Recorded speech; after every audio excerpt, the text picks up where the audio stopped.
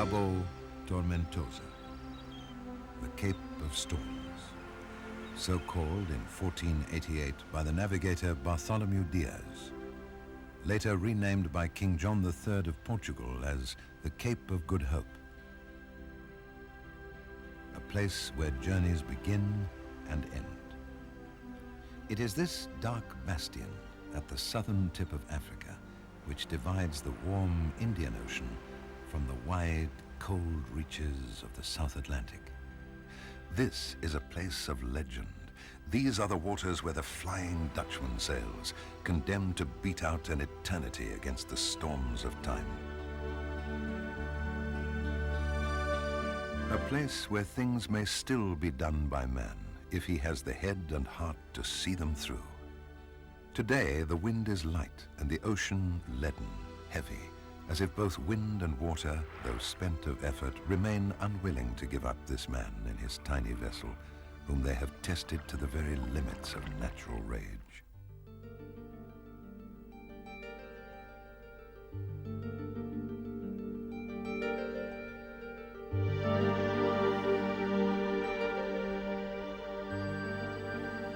Beyond the Cape now, the little boat points north, up towards the safety of Table Bay, towards the conclusion of one of mankind's great voyages. Suddenly, he is no longer alone. His tiny boat is dwarfed by the welcoming fleet.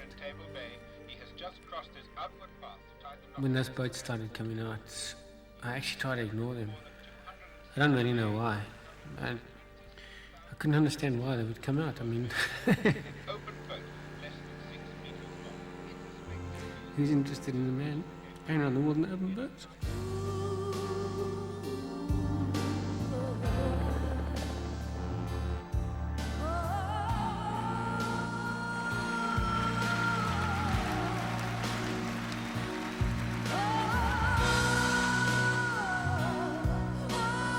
Saturday, the 13th of March, 1993.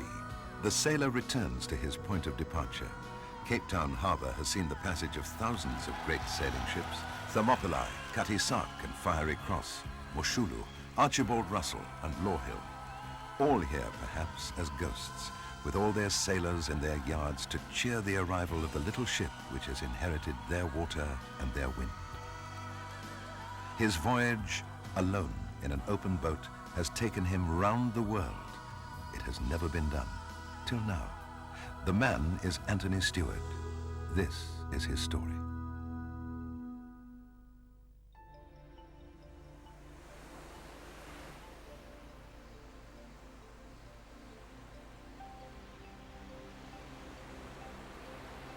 I'll never forget this poem that I did learn at school.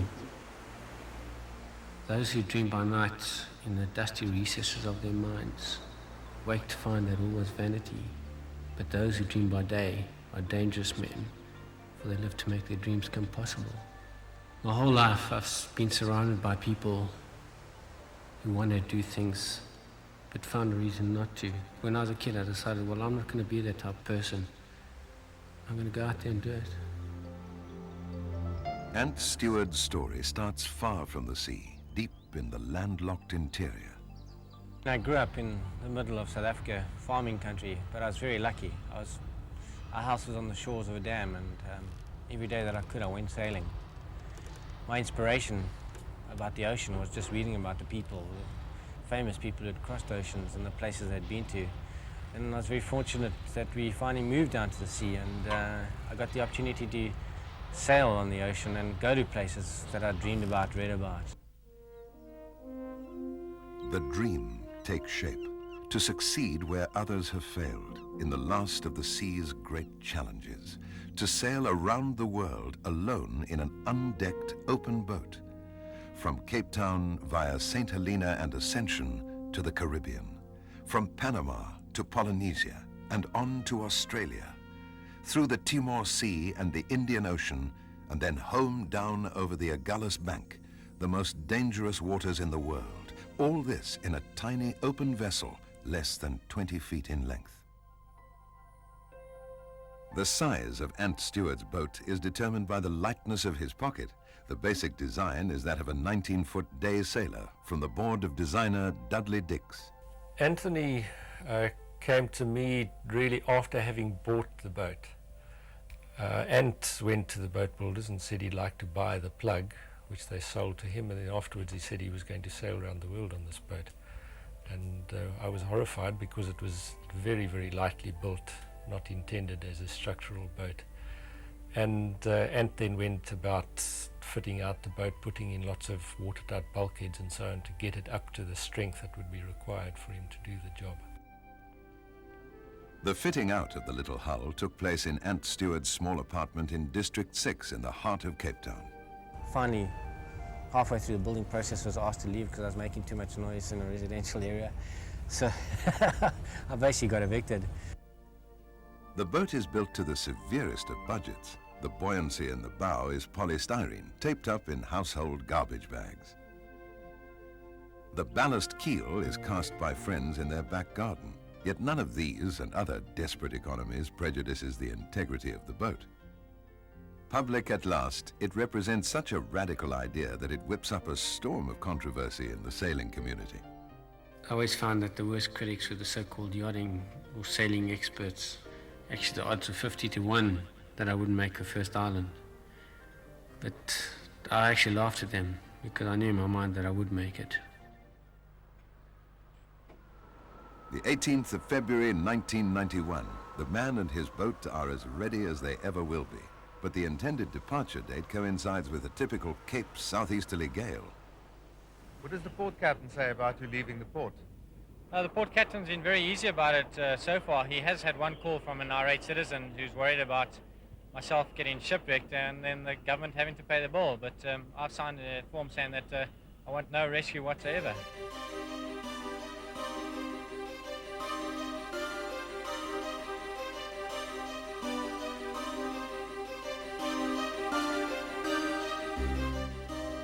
When I left Cape Town, the wind held for about 3 hours.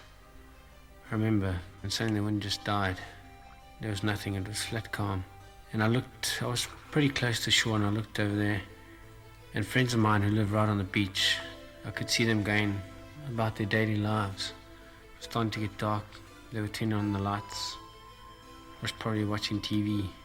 And I felt quite devastated because I suddenly realized that I was sailing away from my life, and when I'd come back, it would be a new life. I was leaving everything that I knew, knowing that I would never come back to what it was.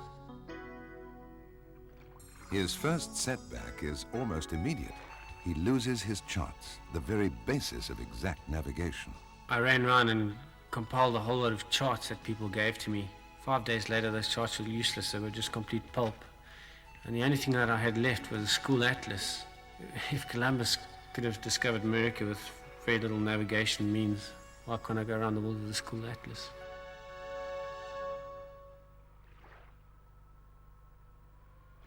The South Atlantic is an unforgiving place. Here, the north-flowing Benguela current is icy cold and the weather invariably temperamental, always less than kind. My first capsize was 5 days out of Cape Town. I was off the coast of Southwest Africa, Namibia. Those first 5 days I hadn't slept at all, really, just brief naps because I still wasn't into this whole voyage.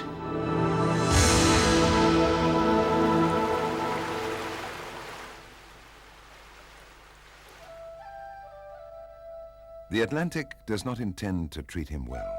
He will suffer regular knockdowns. He will be forced to jettison his dangerously rusted gas cylinder. A diet of raw fish will lead to serious food poisoning, and he will drift in a delirium for several days. His Atlantic crossing, 5,500 nautical miles, will take 52 days. Barbados, most westerly of the Windward Islands, guardian at the gate of the Caribbean. He reprovisions here, then sails northwest up through the necklace of the Lesser Antilles to St. Martin, and from there, west-southwest to Panama. The Caribbean is a busy place, a messy cat's cradle of sea routes funneling down to the Panama Canal. For a solo sailor in a tiny engineless boat, this is the stuff of nightmares. approaching Panama, when I fell asleep after being totally exhausted, I was basically run down by a ship. The bow wave pushed me out. I don't remember what happened at all. I was asleep. Next thing I was covered in water, and this black moving object was moving past me. The Pacific Ocean waits for him. 9,000 miles is too great to cross all at once, and he breaks the journey at the islands of Galapagos and the Marquesas, then sails on through Polynesia. He must reach Darwin in northern Australia before the hurricane season breaks. That at least is the plan. With time against him, each leg through this supposed paradise is a test of his inner strength. There's many times that I wanted to give up. Each leg was, in many ways, a struggle. I mean, I had one or two legs between islands which were really pleasant and an absolute dream. But I think virtually every leg there was some point in time when the conditions were really terrible, when the salt sores were getting to me, when I couldn't sit down, salt water just breaking all over the boat. You can take so much, and I'd want to give up. But the fury of the storm is nothing compared with burning, windless days. When you become, you just pray for a storm, because a storm is something you can live with. You know, maybe it's a fear factor, but it's something happening around you. But to be becalmed is the most frustrating experience anyone can go through. It's sheer frustration. You're powerless. Powerless in a different way when confronted by the sea's compelling beauty, in the crystal safety of island reefs or at points in the deep, deep ocean, further from land than any other place on earth. It's, an absolute pleasure of being able to think uninterrupted and to dream uninterrupted and just to think things out, unaffected by the surroundings. No entertainment could equal that. No movie, no disco. I suppose it's a sort of meditation, and I used to look forward to it. And I would hate the interruption of having to suddenly prepare a meal or trim the sail or reef the sail. I would just want to carry on thinking about whatever I was. I'd be emotionally involved with it. Leaving Pago Pago in American Samoa, bound for the Timor Sea, his mast, weakened by countless knockdowns, is no match for the cruel strength of a sudden rain squall. Returning to Samoa, he sets up a jury rig. Under a lash-up of boom and spinnaker pole, he sails 2,300 miles to Brisbane, where he will be able to make a proper repair. He sets sail again up through the Great Barrier Reef into the Timor Sea and into the Indian Ocean. It is his intention now to make the longest open boat passage in sailing history, from Darwin to Durban, more than 6,000 nautical miles. A new video camera is the sole witness to this solitary life, cramped, wet, exposed.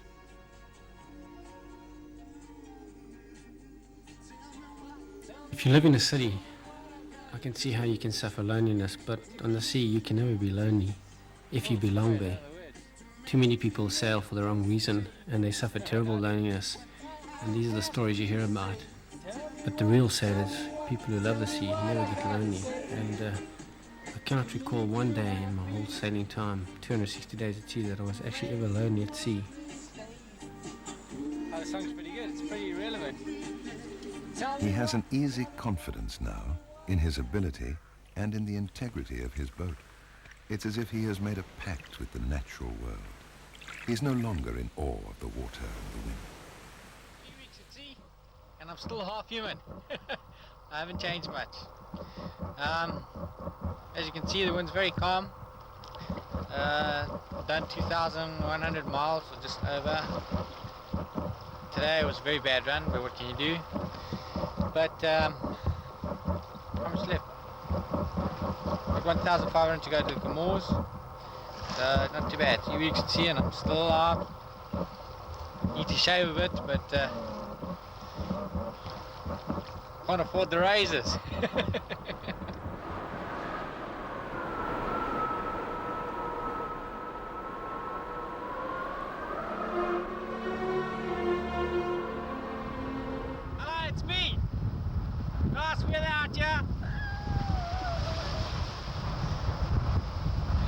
guys!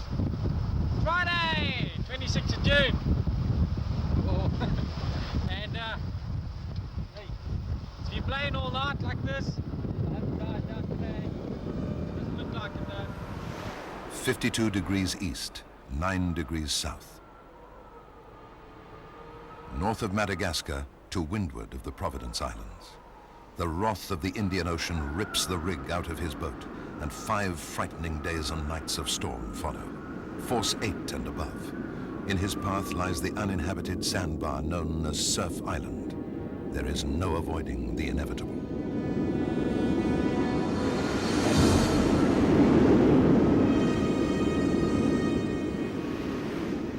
Suddenly, there is water everywhere.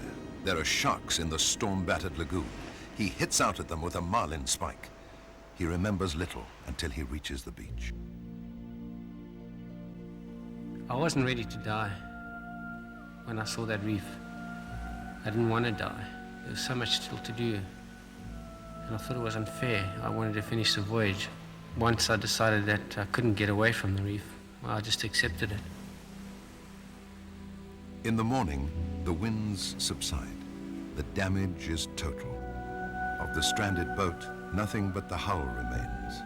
There is little to salvage, and worse still, contact with the outside world is impossible, for the emergency radio beacon is corroded beyond repair. He is totally alone. The island will feed him pawpaws, coconuts, and crabs, and the video camera, charged from the solar panels of the wreck, gives him a sense of contact with his family. Well, my second day recovered a bit, feel a little bit better, and I got to eat Caine, and I can't remember what day it is. But anyway, it's the uninhabited island. I think it's Alphonse. I just hope they find me soon because I'm worried about my mom and dad. What can I say? And then Sue, I know she'll be going through hell. That's the worst thing about what I do. Okay. 9 days later, Ant is rescued by fishermen from nearby Farquhar Island, and he manages to hitch a ride home. Jan Smuts Airport, Johannesburg, the 18th of August, 1992. Ant comes home, barefoot, broke, but not broken. Home to the people whose love he has carried around the world, his mother, father, and childhood sweetheart, Sue.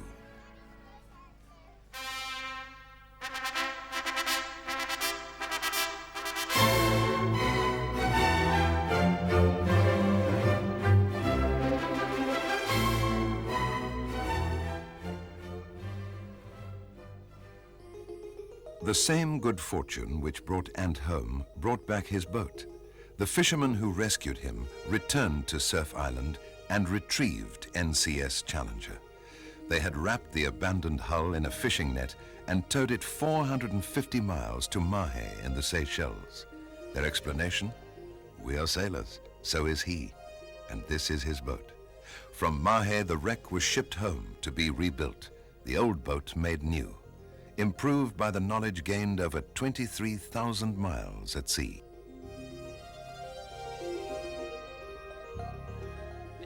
The boat's 19 foot, but the area that I live in is 7 foot by 3 foot, and basically that's the sum total where I can move about in this boat.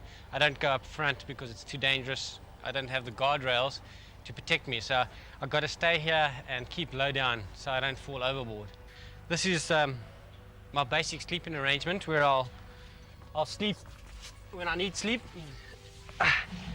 As you can see, I fit in very tightly, so if the boat does capsize, I can keep myself pinned in without falling out. Which has worked so far.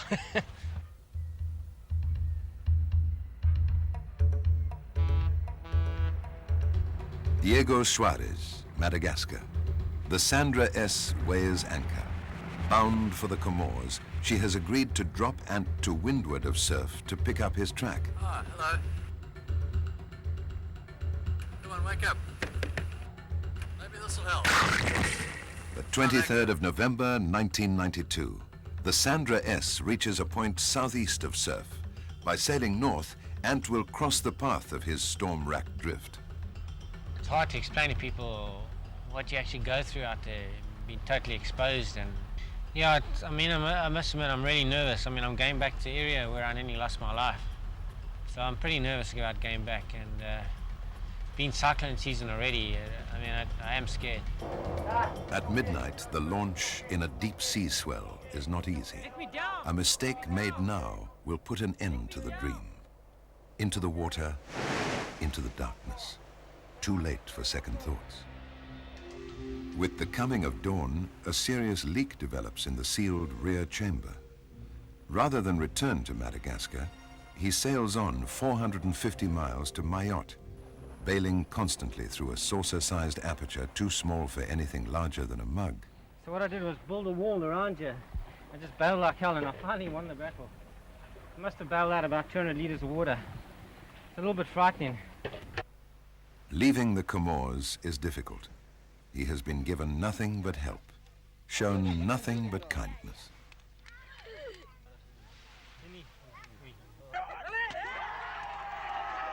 Sailing south now in the Mozambique Channel, the fins belong to neither dolphin nor shark, but Orca orcinus, the killer whale. It's pretty nerve-wracking when you get a killer whale. The guy was nearly the length of my boat. Ant Stewart works his way down the coast bite by bite. Caution is best, for the 1,000 miles that still stand between him and the end of his journey across the Agulhas Bank are considered to be the most dangerous in the world. The only truth, the dream of youth, haunts me more than most. Masthead high, my dreambirds fly silently as ghosts. The moon drinks up my soul by night, the sun strips off my skin, and I can find no ending but the place where I begin.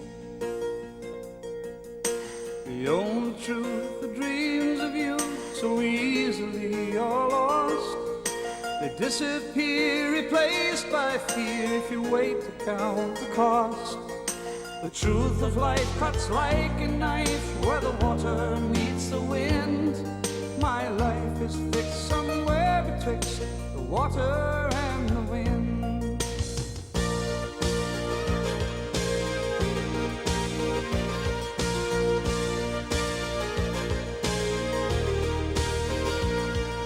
Woman craves the white-backed wave, fuel sees the day.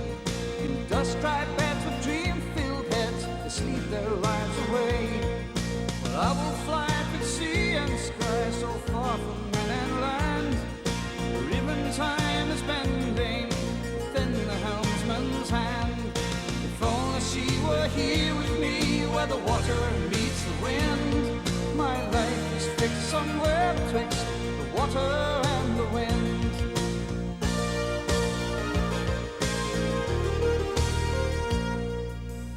Behind my eyes, see her rise to haunt me more than most.